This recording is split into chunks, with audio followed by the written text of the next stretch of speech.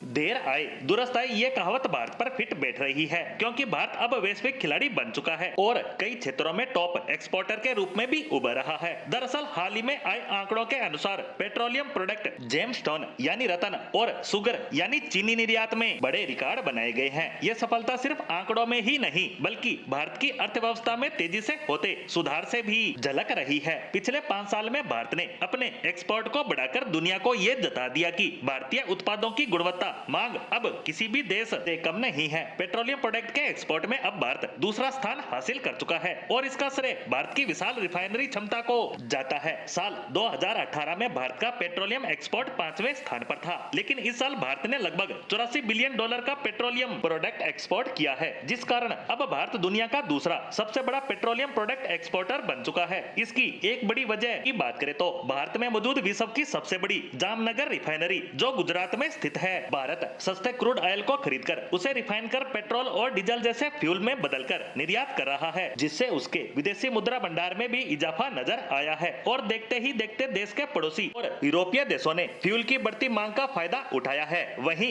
Gemstone और चीनी की बात करें तो इस मामले में भी भारत ने जबरदस्त बढ़ोतरी दर्ज की है। 2018 में जेमस्टोन एक्सपोर्ट में भारत का स्थान दूसरे नंबर पर था, लेकिन अब भारत जेमस्टोन एक्सपोर्ट के मामले में पहले स्थान पर आ चुका है और वह दुनिया का सबसे बड़ा जेम एक्सपोर्टर बन चुका है। वहीं इसके मूल्य की बात करें तो वह है $1.5 बिलियन।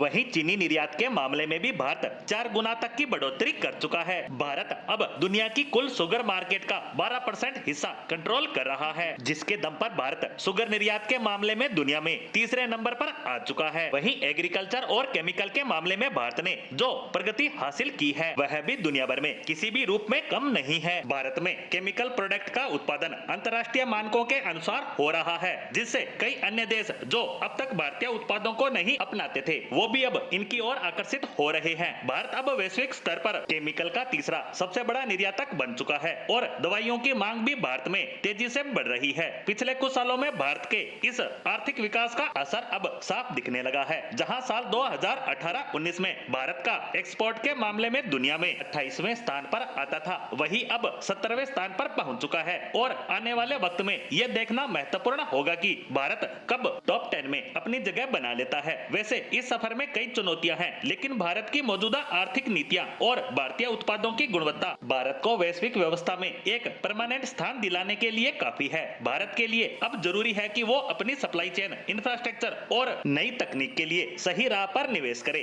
ताकि भविष्य की जरूरतों को पूरा किया जा सके और भारत नित नए रिकॉर्ड तोड़ते हुए विकास की राह पर अग्रसर हो सके।